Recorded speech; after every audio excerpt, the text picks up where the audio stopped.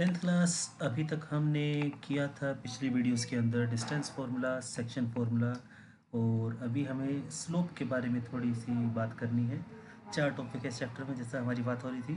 Distance formula हम कर चुके हैं, that is x2 minus x1 का whole square, y2 minus y1 का होल स्क्वायर, इसका अंडर रूट। ठीक है, तो सेक्शन फार्मूलाज के बाद था हमारे पास कि दो पॉइंट्स के बीच में हमें निकालना है, अगर रेशियो गिवन है तो उस पॉइंट के कोऑर्डिनेट एंड वाइस वर्सा। ठीक है, अब हमें करना है स्लोप के बारे में।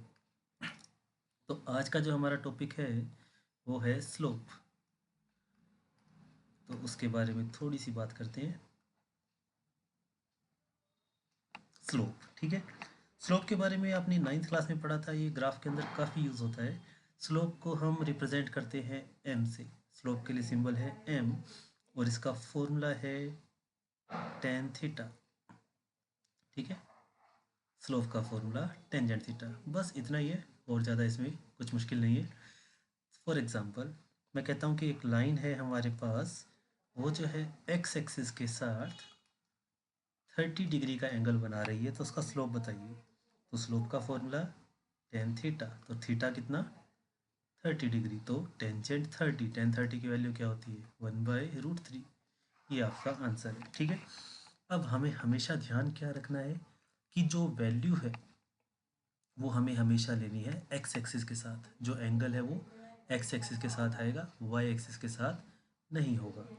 ठीक है ना, एंगल हमेशा एक्स एक्सिस के साथ। फॉर एग्जांपल अगर आपको क्वेश्चन कहता है कि वाई एक्सिस के साथ एक लाइन 30 डिग्री का एंगल बना रही है, तो उसका स्लोप बताइए। तो अगर वो वाई एक्सिस के साथ इतना एंगल बना रही है तो इसका मतलब ये हुआ कि ये वाला एंगल 30 डिग्री है। This is why, this is x. अगर ये 30 है तो ये कितना बच गया 60 बच गया। तो इस लाइन का स्लोप क्या होगा, वो होगा टेंजेंट 60, दैट इज़ √3। ठीक है ना, तो ये है बेसिक स्लोप का कॉन्सेप्ट। आई होप ये चीज़ क्लियर है आपको। तो tangent theta is known as slope. अब हम इसको थोड़ा सा और डिटेल में करते हैं। मान लेते हैं कि हमारे पास इस तरह से एक कोऑर्डिनेट सिस्टम है। ठीक है, ये हम मान लेते हैं इसको एक्स एक्सिस और Y axis respectively. This is X, this is Y. ठीक है, हमारे पास कोई एक लाइन है जो एक्स एक्सिस से कुछ एंगल बनाते हुए जा रही है इस तरह से। लेट अस से कि ये एंगल हमारे पास है थीटा। अगर आपसे कोई पूछे कि मुझे सिर्फ इस पार्ट का स्लोप बताइए, यहाँ से लेकर यहाँ तक का, तो आंसर है कि यहाँ का स्लोप बताने के लिए मुझे क्या करना पड़ेगा, एक्स एक्सिस के पैरेलल एक लाइन लगानी पड़ेगी। ठीक है ना, एक्स एक्सिस के पैरेलल लाइन लगानी पड़ेगी। अगर आप ध्यान से देखें तो ये वाली लाइन, मैं इसको एक बार कलर चेंज कर देता हूँ। हाँ, ये जो रेड वाली लाइन है और ये जो ब्लू वाली लाइन है, ये आपस में पैरेलल है। अब पैरेलल है तो कोरस्पॉन्डिंग एंगल इक्वल होंगे, तो ये भी थीटा ही होगा। तो इस लाइन का स्लोप भी टेन थीटा ही निकलेगा, यानी कि पूरी लाइन का स्लोप हमेशा सेम ही रहता है। ठीक है, ये है जो हमें बात याद रखनी है। अब मान लेते हैं कि ये कोऑर्डिनेट है हमारे पास, ये पॉइंट है ए, ये पॉइंट है बी, जहाँ ए के कोऑर्डिनेट हमें गिवन है x1 कोमा y1 और बी के कोऑर्डिनेट है x2 कोमा y2, और आपको एंगल गिवन ही नहीं है, आपको एंगल गिवन नहीं है। अब पूछा जाए कि इसका स्लोप बताओ, तो अब इसका स्लोप कैसे निकालेंगे। तो हमें हमेशा याद रखना है स्लोप क्या होता है। स्लोप क्या होता है, क्या फॉर्मूला बताया था, टेन थीटा। टेन थीटा क्या होता है, ट्रिग्नोमेट्री में टेंजेंट थीटा क्या होता है, ये होता है perpendicular upon base, P by B. किसके अंदर, एक राइट एंगल ट्राइंगल के अंदर। तो क्या आपको ए और बी में कोई राइट एंगल ट्राइंगल दिख रही है, तो सबसे पहला टारगेट क्या होना चाहिए, हमें एक राइट एंगल ट्राइंगल को ढूंढना है। तो हम राइट एंगल ट्राइंगल बनाते हैं, हम बी को नीचे की तरफ एक्सटेंड करते हैं, ए को इस तरफ एक्सटेंड करते हैं, और हमें पता है कि अगर एक्स एक्सिस और वाई एक्सिस में एंगल 90 है तो ये एंगल भी 90 डिग्री ही होगा। ठीक है ना, अब इसके अंदर मुझे बताइए कि ये वाली लेंथ कितनी होगी। तो ये चीज़ आपको पता है, ये होगी आपकी ये पूरी लेंथ वाई एक्सिस वाली, यहाँ से लेके यहाँ तक उसमें से आपको ये वाला पार्ट माइनस करना है, तो आपको ये लेंथ निकल जाएगी, that is y2 minus y1। Same thing हम यहाँ करेंगे कि क्या आप मुझे बता सकते हो कि ये जो परपेंडिकुलर के साथ जो बेस है, इस पॉइंट को हम मान लेते हैं C। तो हमें पता लगा कि BC जो कि परपेंडिकुलर है, इसकी लेंथ आई y2 minus y1। Similarly AC जो कि होगा बेस, क्योंकि हमें पता है ये एंगल हमें लेना होता है एक्स एक्सिस के साथ, एंगल के सामने परपेंडिकुलर, एंगल के साइड में बेस। ठीक है, तो इस बेस की वैल्यू क्या होगी, इस बेस की वैल्यू होगी ये पूरी लेंथ माइनस ये वाली लेंथ, यानी कि x2 माइनस x1। तो p बाई बी, तो स्लोप का फॉर्मूला क्या आया अपने पास, जो कि था टेन थीटा, और इसका दूसरा फॉर्मूला क्या आया, y2 minus y1 divided by x2 minus x1। ये आ गया हमारे पास स्लोप का फॉर्मूला। तो बेसिकली हमारे पास स्लोप का जो मेन फॉर्मूला है वो क्या है, टेन थीटा। स्लोप को किससे रिप्रेजेंट करते हैं, टेन थीटा से। और हमने ट्रिग्नोमेट्री का यूज़ करके ही क्या निकाला, हमने निकाला एक नया फॉर्मूला टेंजेंट थीटा के लिए, स्लोप के लिए, जब हमें कोऑर्डिनेट्स गिवन हो। ठीक है, y2 minus y1, x2 minus x1। तो x1 y1, x2 y2 किसी लाइन के कोऑर्डिनेट है, उसकी हेल्प से आप स्लोप बड़े आराम से निकाल सकते हैं। ठीक है, तो ये तरीका होता है स्लोप निकालने का। ठीक है, तो चलिए एक दो क्वेश्चन करके देख लेते हैं। लेट अस से कि हमारे पास एक लाइन है ए कोमा बी, ए के कोऑर्डिनेट है 3 कोमा माइनस 5, बी के कोऑर्डिनेट है माइनस 5 कोमा 3। तो आपसे पूछा गया स्लोप बताइए, स्लोप कितना होगा। तो सिंपल सी बात है, किसी भी पॉइंट को x1 y1 मान लीजिए, दूसरे वाला क्या हो जाएगा x2 y2। तो स्लोप का formula m is equals to y2 minus y1 divided by x2 minus x1। तो minus three, sorry 3 minus minus 5, that is 3 + 5, -5 - 3 minus का 8। तो ये कितना आया, 8 बाई -8। तो स्लोप कितना आया, -1। ठीक है, तो इसका स्लोप कितना आ रहा है, -1 आ रहा है। अगर स्लोप आता है पॉजिटिव, अगर ये आता है पॉजिटिव, तो इसका मतलब जो लाइन है वो फर्स्ट क्वाड्रेंट से पास हो रही है। ठीक है, और अगर स्लोप आता है माइनस, तो वो सेकंड क्वाड्रेंट से पास हो रही है। बस ये फ़र्क है पॉजिटिव स्लोप और नेगेटिव स्लोप में। ठीक है ना, कि जैसे हमने अभी यहाँ पे ग्राफ शीट बनाई थी, वो फर्स्ट क्वाड्रेंट में से कब पास होगी, अगर स्लोप पॉजिटिव आएगा तो, और सेकंड क्वाड्रेंट में से कब पास होगी, जब स्लोप नेगेटिव आएगा तो। अब आपके मन में आएगा सर थर्ड क्वाड्रेंट और फोर्थ क्वाड्रेंट का क्या करें। तो सिंपल सी बात है कि जो लाइन फर्स्ट से पास हो रही है वो थर्ड से पास हो जाएगी। फर्स्ट से पास होना जरूरी है, हमें फर्स्ट और सेकंड क्वाड्रेंट ही देखने होते हैं। मान लेते हैं कि हमारे पास लेट अस से, अगर आप इस तरह से एक लाइन बनाते हैं, ठीक है, ये है हमारे पास एक कोऑर्डिनेट सिस्टम जिसमें एक्स एक्सिस और वाई एक्सिस गिवन है, और आपको ये वाली लाइन दे दी उन्होंने।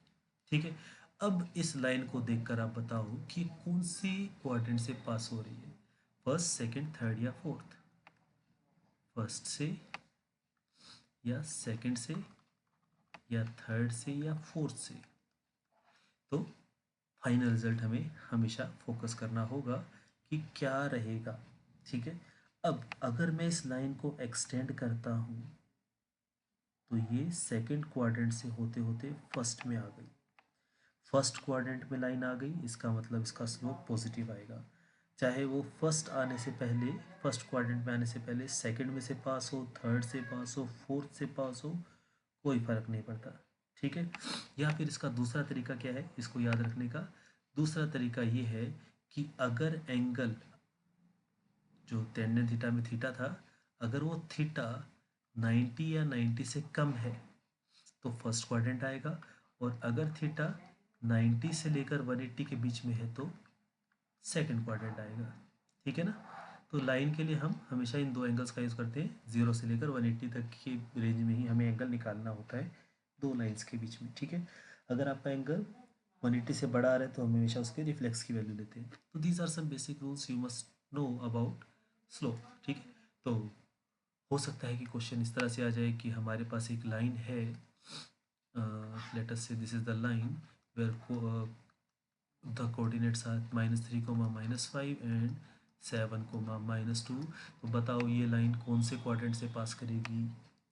ठीक है, तो सिंपल सी बात है, हमें दिख रहा है कि -3, -5 थर्ड क्वाड्रेंट है और 7, -2 फोर्थ क्वाड्रेंट है, तो ये थर्ड और फोर्थ दोनों से पास करेगी।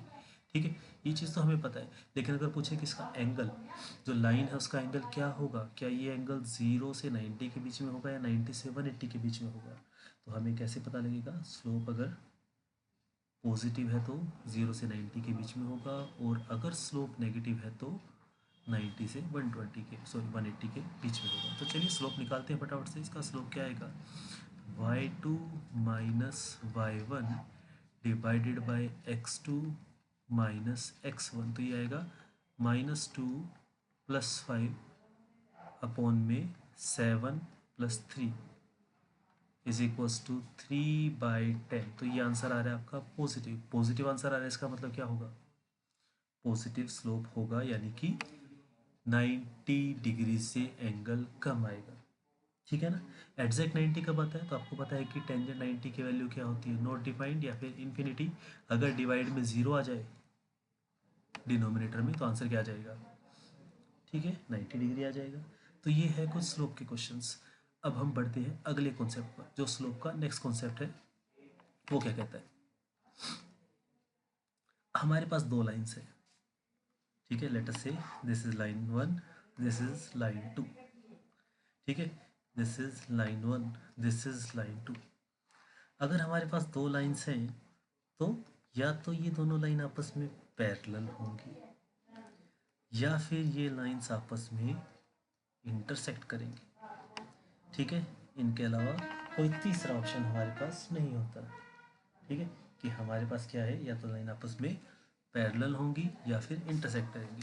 हाँ, आप इसमें एक ये चीज़ कह सकते हैं कि अगर लाइन 1 और लाइन 2 एक ही लाइन हो जाए, जैसे कि लाइन 1 यहाँ पर है, लाइन 2 इसी का एक पार्ट हो, उस केस में क्या होगा, तो उसको हम बोलते हैं कोइंसिडेंट लाइन। तो ये आपने आईसीएससी के अंदर चैप्टर नंबर 5 9th क्लास में आपने पढ़ा था, लीनियर इक्वेशन इन 2 वेरिएबल्स के अंदर, कि pair of linear equation in 2 variable, वो क्या कहता है कि लाइंस या तो पैरेलल होंगी या कोइंसाइड होंगी या इंटरसेक्टिंग लाइंस होंगी। ठीक है, तो ये चीज़ें आपने पहले पढ़ रखी है, तो इसको स्लोप के कॉन्सेप्ट से हमें करना है कि अगर दो लाइंस पैरेलल हैं, यानी कि उनका कोरस्पॉन्डिंग एंगल इक्वल होगा और उनका स्लोप भी क्या होगा, इक्वल होगा। अगर दो लाइंस पैरेलल हैं या दो लाइन कोइंसाइड कर रही हैं, तो दोनों ही केस में उनका स्लोप क्या होगा, इक्वल होगा। ठीक है ना। अगर लाइन पैरेलल है या कोइंसाइड कर रही है, यानी एक ही के ऊपर दूसरी लाइन है, इन दोनों केसेस में स्लोप कैसा होता है, आंसर इज इक्वल होता है। और अगर दोनों लाइन इंटरसेक्ट कर रही है, तो इसका मतलब उनका स्लोप आपस में इक्वल नहीं होगा। लेकिन स्पेशल केस आता है जब लाइन इंटरसेक्ट करती है, कि अगर लाइन 1 और लाइन 2 परपेंडिकुलर है एक दूसरे के, लाइन 1 और लाइन 2 क्या है, एक दूसरे के परपेंडिकुलर, तो ऐसे केस में इन दोनों के स्लोप का प्रोडक्ट -1 के इक्वल आता है। ठीक है ना।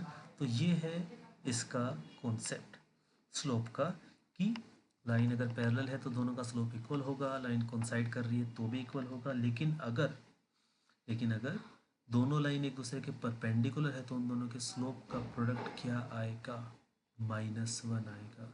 क्वेश्चन ऐसे आता है एग्ज़ाम में कि हमारे पास एक लाइन है, उसका स्लोप है 3। ठीक है, दूसरी लाइन का स्लोप बताओ कितना होगा, कि अगर लाइन 1 और लाइन 2 पैरेलल है तो पैरेलल है तो दूसरे वाले का स्लोप भी 3 आएगा। क्या होगा अगर दोनों परपेंडिकुलर हैं, तो अगर परपेंडिकुलर है तो उसका स्लोप -1/3 आएगा। ठीक है, तो ये बेसिक बेसिक बातें हैं जो हमें इसके बारे में पता होनी चाहिए। ठीक है, इस तरह से हम इनके क्वेश्चंस को सोल्व करेंगे। अभी बेसिक बात आपको क्लियर हो चुकी है कि स्लोप वगैरह क्या होता है। अब हम इसके कुछ क्वेश्चंस को ट्राई करते हैं। तो चलिए क्वेश्चंस की बारी। हमारे पास कुछ क्वेश्चंस है यहाँ पर, ये एक वर्कशीट है, एक बुक में से मैंने इसको निकाला है। तो क्वेश्चंस हैं हमारे पास, coordinates of 2 points are represented by 9, 8 and 5, 0. Calculate the slope of the line containing these two lines. तो वेरी सिंपल, हमारे पास एक पॉइंट है, मान लेते हैं इसको ए 9,8, एक पॉइंट है बी, इसको मान लेते हैं 5,0। तो पहले वाले को हम मानते हैं x1 y1, दूसरे को मानते हैं x2 y2। तो what was the formula for slope? y2 minus y1 by x2 minus x1 is equals to 0 minus 8/5 - 9। कितना आया ये? -8/-4, माइनस से माइनस कैंसिल 2। तो इस लाइन का स्लोप आया 2। अब आपके मन में आ सकता है सर इसकी यूनिट क्या होगी? तो यूनिट इसकी कुछ नहीं होती, क्यों? क्योंकि स्लोप की कोई यूनिट नहीं होती, ये सेम क्वांटिटीज़ का रेशियो है, ठीक है। तो इसका आंसर आ गया आपका 2, ठीक है। चलिए कुछ और क्वेश्चंस करते हैं। Find the slope of S P with the following coordinates. तो स्लोप निकालते हैं इसका, फटाफट से निकालते हैं। स्लोप के लिए m is equals to y2 minus y1 upon x2 minus x1। तो -10 -8 माइनस का 18, माइनस का 4, माइनस माइनस प्लस, माइनस का 4 प्लस का 2, कितना आएगा ये? माइनस का 18 अपॉन माइनस का 2, माइनस माइनस कैंसिल, स्लोप कितना आया? 9। क्वाइट सिंपल क्वेश्चंस, ठीक है। तो इस तरह से आपको इन क्वेश्चंस को सोल्व करना है, ठीक है। नेक्स्ट आता है अपने पास rectangle D I A G is represented by D के कोऑर्डिनेट्स हैं, आई के हैं, ए के हैं और जी के हैं। Find the slope of D A. तो अपने को डी और ए से मतलब है, डी कितना है 1,2, ए कितना है 9,8। तो डी ए का स्लोप क्या होगा? तो जो पहले है वो x1 y1, जो बाद में है वो x2 y2। तो इसका आएगा 8 minus 2 upon 9 minus 1, 6/8 that is 3/4। ये इसका स्लोप आ गया, ठीक है। इस तरह से आप इन क्वेश्चंस को कर सकते हैं। क्वेश्चन नंबर 611, ट्रू और false, these points are collinear. Collinear का मतलब क्या होगा? तीनों के तीनों एक ही लाइन पर है। एक ही लाइन पे मतलब कौन सी कंडीशन आ गई? सोच के बताइए। 3 कंडीशंस की थी हमने, पैरेलल, इंटरसेक्टिंग और कोइंसिडेंट। तो कोलिनियर मतलब कोइंसिडेंट होंगे। इसका मतलब क्या हुआ कि अगर slope of A B is equals to slope of B C is equals to slope of A C, अगर ये स्लोप आपस में इक्वल है तो ये लाइंस कोलिनियर है, अदरवाइज नहीं है, ठीक है। तो आप इस क्वेश्चन को बड़े आराम से कर सकते हैं। चलिए करते हैं। ए बी का स्लोप निकालते हैं। 5 - 3 अपॉन 3 माइनस माइनस 2, तो ये हो जाएगा 3+2। तो ऊपर आया 2/5, तो इसका स्लोप आता है हमारे पास 2/5। बी सी का स्लोप निकालते हैं। 7 - 5 अपॉन 8 - 3, तो ये भी अपने पास आया 2/5। बहुत बढ़िया। तो स्लोप इक्वल है तो लाइन पैरेलल होगी। तीसरे का भी निकाल लेते हैं। 7 - 3 अपॉन 8 माइनस माइनस 2, तो ये आ गया अपने पास 4/10, again 2/5। Since slope of all 3 parts are equal, therefore lines are collinear, ठीक है। पैरेलल कोलिनियर की कंडीशन अपने लिए सेम ही रहेगी। हाँ, आप स्लोप निकाल कर ये नहीं बता सकते कि वो लाइन पैरेलल है या फिर कोइंसाइड कर रही है, क्योंकि दोनों के लिए हमारे पास स्लोप सेम ही आता है, ठीक है। The slope of A line passes through this point is 2, find the value of y। तो सिंपल सी बात है, स्लोप होगा y2 minus y1 upon x2 minus x1। Slope की वैल्यू आपको दे रखी है -2। इसको सोल्व करना मुझे लगता नहीं है कि आपके लिए कोई बड़ी बात होगी। तो is equals to -2, cross multiply कीजिए, 10 minus Y is equals to 4। Y उधर जाएगा तो प्लस का हो जाएगा, 4 इधर आएगा तो माइनस का हो जाएगा, तो वाई की वैल्यू आती है 6, ठीक है। चलिए फिर आपको मैं देता हूँ 2 मिनट का टाइम। क्वेश्चन नंबर 613 और 614 को सोल्व करके देखिए। स्क्रीन को पॉज करो, इन दोनों क्वेश्चंस को सोल्व करो and then we will go for the answers. I hope आपने इन दोनों क्वेश्चंस को सोल्व कर लिया है। तो चलिए आंसर मैच करते हैं। Find the value of x so that the line passing through these points has slope that is undefined. Undefined का मतलब क्या होगा? टेंजेंट 90, और टेंजेंट 90 क्या होता है? Not defined. तो टेंजेंट 90 नॉट डिफाइंड कब आएगा? जब डिनोमिनेटर में 0 आएगा। और डिनोमिनेटर होता क्या है इसमें स्लोप के फॉर्मूले में? y2 minus y1 upon x2 minus x1। तो x2 माइनस x1 की वैल्यू अगर 0 आ जाए तो बात बन जाएगी। तो x1 की वैल्यू तो है x, x2 की वैल्यू, तो ये आई x की वैल्यू 4। तो 613 में x की वैल्यू क्या आती है? 4 आती है। चलिए question number 614, given that vertices are S T and V. तो आपको बताना है कि आर एस जो है वो टी वी के पैरेलल है या परपेंडिकुलर है। क्वेश्चन नंबर 614, तो आर एस पैरेलल है या परपेंडिकुलर है, उसकी कंडीशन क्या थी? अगर स्लोप इक्वल है तो पैरेलल, और अगर उनका प्रोडक्ट -1 है तो परपेंडिकुलर। चलिए चेक करते हैं। स्लोप फॉर आर एस ये होगा 4-3/5 - 0, तो कितना है? 1/5, ठीक है। और slope of T V 9-8/3 minus minus plus 1/5। Since slope of RS is equals to slope of TV, therefore RS is parallel to TV। ठीक है, तो इस तरह से आप इन क्वेश्चंस को सोल्व कर सकते हैं। ठीक है, तो अभी आपको इन क्वेश्चंस को आराम से ट्राई करना है। तो मैं एक बार आपको कुछ क्वेश्चंस दिखा देता हूँ, या आप आराम से ट्राई कीजिए। ठीक है, you can take screenshot and we can solve these questions। तो क्वेश्चन नंबर 615, 616 फटाफट से स्क्रीनशॉट लीजिए एक बार। शुरू में 5 क्वेश्चंस आपको साफ साफ दिखाई दे रहे हैं, 615, 616, 621, 22, 23। और उसके बाद यहाँ से अपने पास फिर से 5 क्वेश्चन है, 616, 18, 19, सॉरी 17, 18, 19, 24 और 25। और ये 20वां क्वेश्चन भी आपको दिखाई दे रहा है, 16, 17, 18, 19, 24 और 25। ठीक है, तो ये क्वेश्चंस आपको ट्राई करने हैं। ठीक है, आप इन क्वेश्चंस को ट्राई कीजिए, और उसके बाद फिर हम नेक्स्ट वीडियो में करते हैं इक्वेशन ऑफ लाइन के कॉन्सेप्ट को। Okay, thank you.